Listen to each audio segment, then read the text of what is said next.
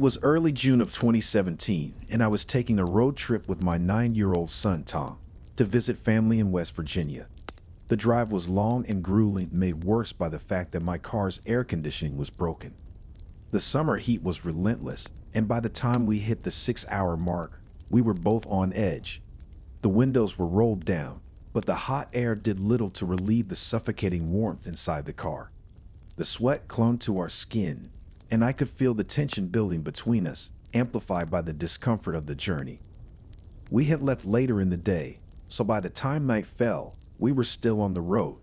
I think it was around 9 p.m. when Tom started to complain that he needed to use the bathroom. His whining cut through the already tense atmosphere, and I could feel my patience wearing thin. We had been arguing earlier about personal matters that I'd rather not share, and his constant complaints only added to the strain. It was the kind of argument that leaves a bitter taste in your mouth, the kind where neither side feels like they're winning. At last, I saw a blue rest area sign zoom past us on the interstate. I didn't hesitate to veer off the highway and pull into the rest area. It was a small, unassuming place with a building that housed 2 bathrooms, a couple of vending machines, and a few benches. That was it. The parking lot was mostly empty, except for a big white pickup truck parked near the building. As soon as I brought the car to a stop, Tom bolted out and ran to the bathroom. I left the car running, figuring he'd be back soon. The tension between us was palpable, and I wasn't sure how to bridge the gap that had formed during our drive. About a minute later, I heard the back door open, and someone got into the car. I'd assumed it was Tom, but the air was still thick with unspoken words, so I stayed quiet and pulled out of the rest area, getting back on the interstate. As I merged onto the highway, I noticed the white pickup truck pulling out behind me. It didn't seem unusual at first, maybe just another traveler heading in the same direction. But when the truck switched lanes with me, moving from the right to the left, I started to feel a twinge of unease. I pressed down on the gas, wanting to put some distance between us, but the truck did the same, keeping close behind. Then the driver started flashing his lights.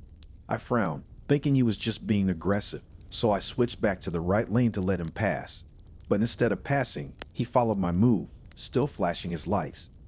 The realization that something was off began to sink in, but I didn't want to panic. Maybe he was just trying to get my attention for some reason. I slowed down, pulling into the right lane, and the truck did the same, maintaining its position behind me. The driver pulled up alongside my car, and I could see him lowering his window. I hesitated but then rolled mine down as well. He started yelling something, his voice drowned out by the wind and the sound of the road. He looked like a rough, sketchy guy, the kind you wouldn't want to mess with. My heart pounded in my chest as I tried to make out what he was saying, but the words were lost in the noise. He pointed at my car, gesturing frantically, and motioned for me to pull over. Alarm bells were ringing in my head, but I tried to stay calm.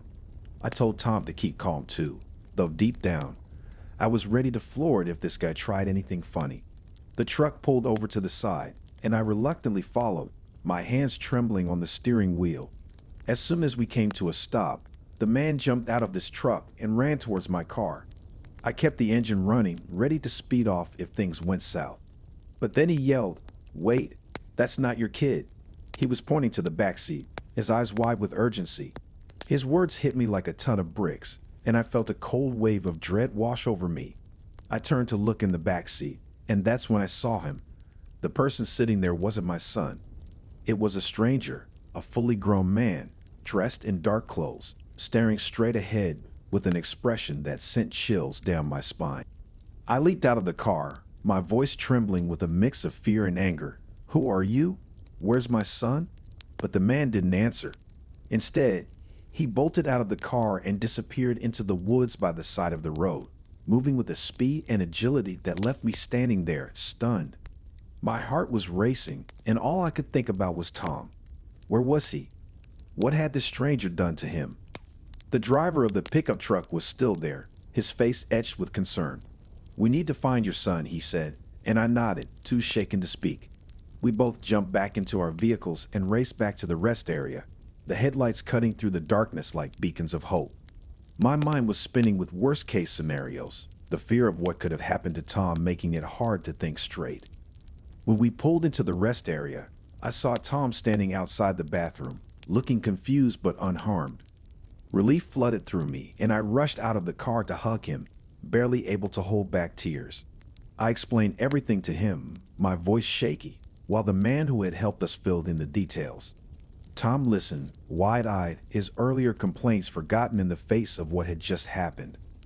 I thanked the driver of the pickup truck profusely, realizing that if it hadn't been for him, I might not have noticed the switch until it was too late. He nodded, offering a reassuring smile before getting back into his truck and driving off. Tom was intrigued by the whole ordeal, asking questions that I struggled to answer. The fear had bonded us, and the tension that had existed between us earlier seemed to vanish. We talked the rest of the way to our destination, our voices filling the car with a sense of comfort and security that had been missing before. When we arrived at our family's house, we recounted the story to everyone, their faces mirroring the shock and disbelief that I had felt. The more I thought about it, the more I realized how lucky we had been. I never got to see the stranger's face, and maybe that was for the best, because I don't know what I would have done if I had turned around to find him staring back at me with who knows what intentions. My girlfriend and I recently took a road trip to California. The drive there was smooth and uneventful. We left early in the morning and reached our hotel by nightfall.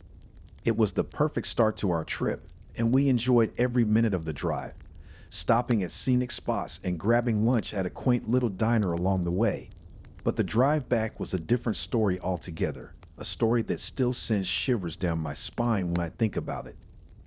We left California in the middle of the day, which meant that most of our return journey would be in the dark. The drive was about 10 hours each way, not counting the stops for food and gas. The first leg of our trip was fine. We stopped for food after about 3 hours of driving, grabbing a quick bite at a fast food joint before hitting the road again. But as the hours passed and the sun dipped below the horizon, a sense of unease began to settle over me. Our second food stop was much later, deep into the night. It was around 12:30 a.m. when we pulled off the freeway to grab some food at a nearby Wendy's.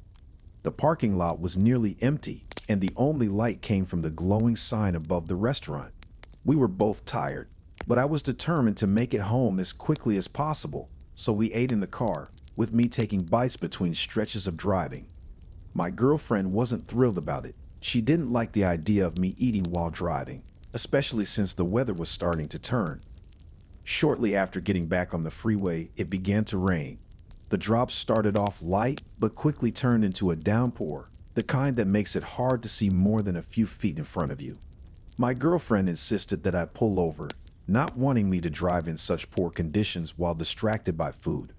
I reluctantly agreed and pulled to the side of the road, the sound of the rain hammering against the car roof like thousands of tiny fists. I had just finished my food when we both heard a loud bang against the window. At first, I chalked it up to the storm. Maybe a branch had fallen or something had blown into the car. But then I turned to look out the window and saw a figure blocking most of it, and my girlfriend let out a terrified shriek. The sudden sight of a person standing so close to the car in the middle of a storm nearly gave me a heart attack. I didn't want to roll down the window given how hard it was raining, but I couldn't hear what the person was saying over the sound of the downpour. I opened the door a crack and yelled out to the figure, who turned out to be a woman. She was drenched, her clothes clinging to her body, and she looked disheveled and scared. She'd asked for a ride, her voice trembling as if she had been out in the rain for hours. What was I supposed to do? Tell her no and leave her there in those conditions? I hesitated for a moment, my mind racing with conflicting thoughts. But eventually, I told her to get in the backseat. My girlfriend shot me a look, a mix of concern and confusion, as if questioning why I would let a complete stranger into the car in the middle of the night during a storm. I wasn't entirely sure myself, but something about the woman's demeanor made me think she needed help. I asked the woman where she was heading, but she didn't answer. I caught my girlfriend giving me another look, this time more pointed, as if she could sense something I couldn't. I tried again, turning around to look at the woman in the backseat, assuming she hadn't heard me over the sound of the rain. But when I met her gaze, a cold chill ran down my spine. She was staring directly at me with an expression that was hard to read. Her face was blank. almost neutral, but there was something unsettling about it. It wasn't a look of fear or gratitude, but something else entirely, something that made my instincts scream that something was wrong. I repeated my question, and she just shrugged her shoulders and let out a laugh that sent a shiver down my spine. I turned back to face the road, feeling a knot of anxiety tightening in my chest. I announced out loud, more for my girlfriend's benefit than anyone else's, that I'd be dropping the woman off at the next town we passed. My girlfriend didn't respond, but I could feel her eyes on me, her tension almost palpable. As we got back onto the freeway, the rain pounded harder against the car, the windshield wipers struggling to keep up. The road was dark and empty, the headlights cutting through the thick curtain of rain. Suddenly, an ear-piercing scream erupted from right behind me, and the woman in the backseat lunged forward, wrapping her arms around my throat. I slammed on the brakes, the car skidding dangerously on the wet road as I struggled to breathe, her grip tightening with every passing second. My girlfriend reacted quickly, slashing at the woman's face with her long nails. The woman's scream shifted from one of rage to one of pain, and she let go of my throat, clutching her face as she whimpered in agony. Gasping for air, I scrambled out of the car, rain soaking me instantly as I stumbled to the back door. I yanked it open and grabbed the woman with both hands, adrenaline giving me the strength to pull her out and throw her onto the wet ground.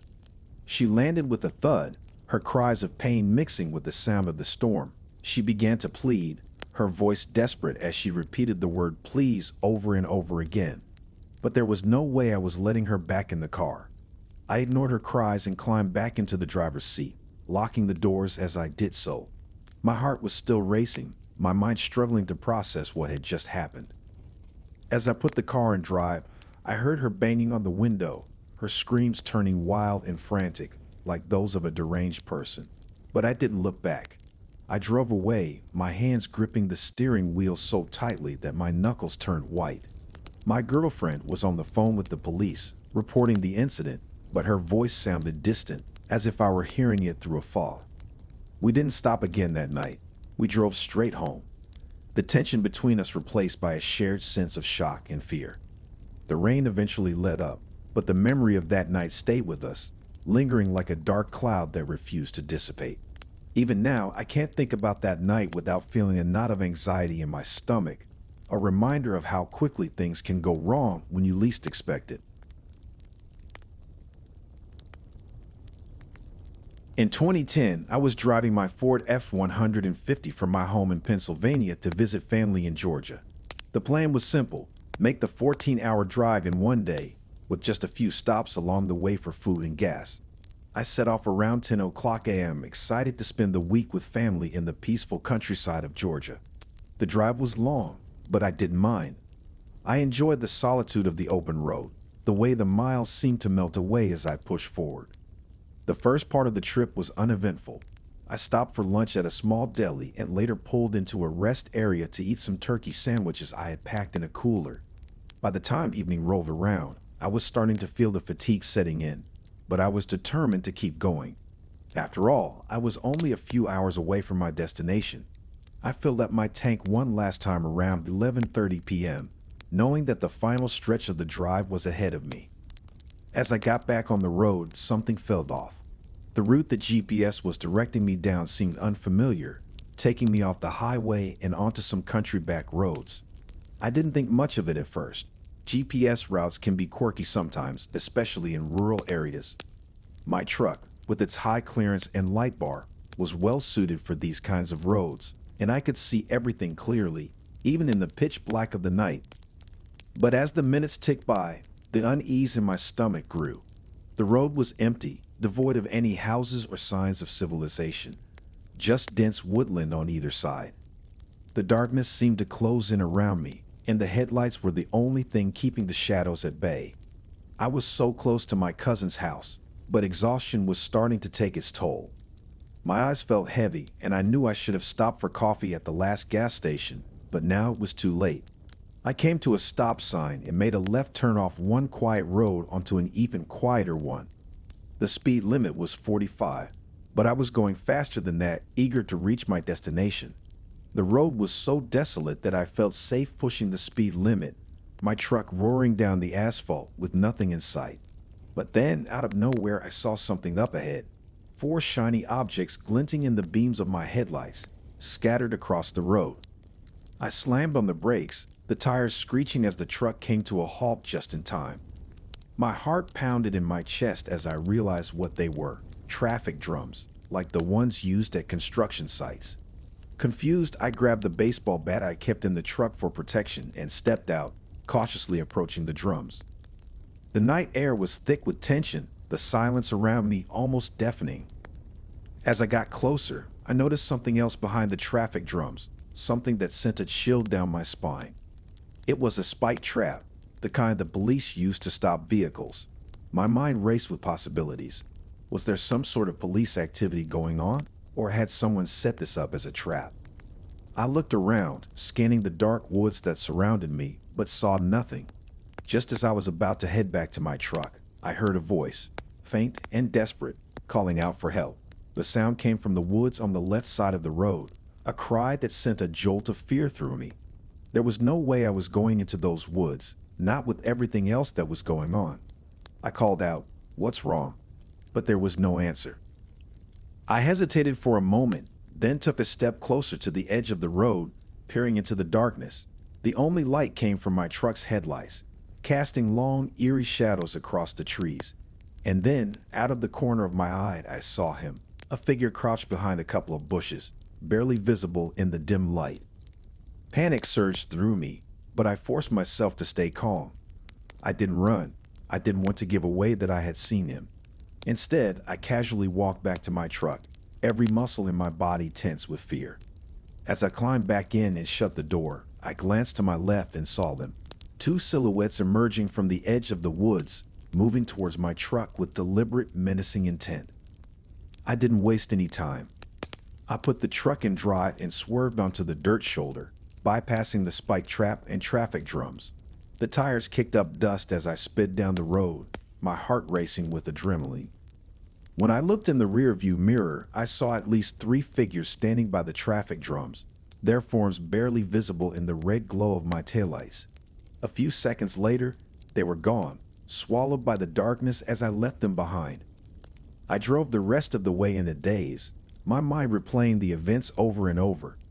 It was like something out of a horror movie, something I never imagined would happen to me. But it did, and I was lucky to have made it out unscathed. When I finally pulled into my cousin's driveway, I sat there for a long time, trying to process what had just happened. The night had taken a turn I hadn't expected, and it left a mark on me that I knew I wouldn't forget anytime soon. If you've made it this far, you're 100% a horror fanatic, and we approve. If you love our campfire-themed horror storytelling experience, hit that subscribe button so you don't miss out on our daily uploads.